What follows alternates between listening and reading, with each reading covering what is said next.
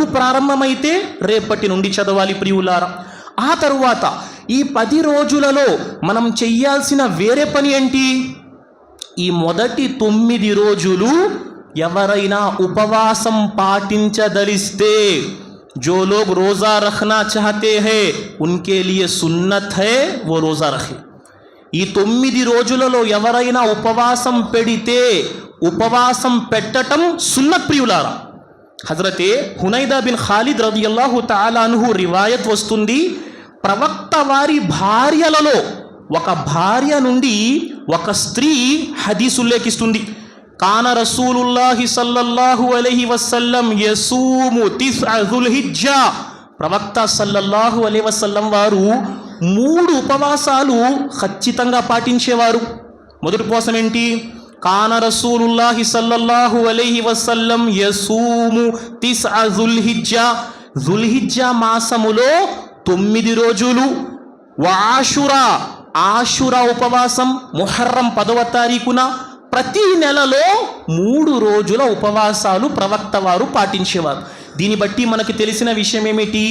మనలో ఎవరైనా జుల్హిజ్జా 1వ తారీఖు నుండి 9వ తారీఖు వరకు 9 రోజులు ఉపవాసాలు పాటిస్తే వారి కొరకు మంచిది. నఫిల్ ఉపవాసం, ఫరజ్ కాదు, ఫరజ్ ఉపవాసం కాదు, నఫిల్. కానీ నఫిల్ ఉపవాసానికి కూడా షరియతులో ఘనత ఉంది ప్రియులారా. ఎవరైనా అల్లాహ్ కోసం ఒక్క నఫిల్ ఉపవాసం పాటిస్తే దానికి అల్లాహ్ ఏం పుణ్యం ఇస్తాడు? ఒక నఫిల్ ఉపవాసం పాటిస్తే దానికి లభించే పుణ్యం ఏంటి? ప్రవక్త వారు అంటున్నారు, మన్ సామ యౌమన్ ఫీ సబీలిల్లాహి బఅదల్లాహు వజ్హహు 70 అనిన్ నారి ఖరీఫా. ఎవరైతే అల్లాహ్ కోసం ఒక్క నఫిల్ ఉపవాసం పాటిస్తారో అల్లాహ్ తాలా వారి ముఖాన్ని నరకము నుండి 70 సంవత్సరాలు దూరంగా జరిపేస్తాడు. ఎవరైతే అల్లాహ్ కోసం ఒక్క నఫిల్ ఉపవాసం పాటిస్తారో అల్లాహ్ వారి ముఖాన్ని నరకము నుండి 70 వసంతాలు దూరంగా జరిపేస్తాడు.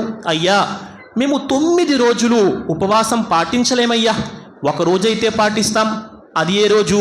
9 పాటించలేకపోయారు, కానీ ఒక్కరోజు పాటించటం మరింత సున్నత్, మరింత మంచిది. అది ఎప్పుడు?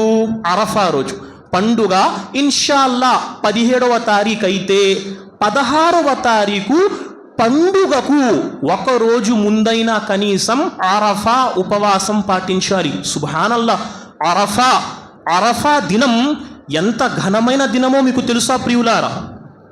పండుగకు ఒక రోజు ముందు అరఫా రోజు ఏం జరుగుతుంది? హాజీలందరూ అరఫాత్ మైదానంలో నిలబడతారు.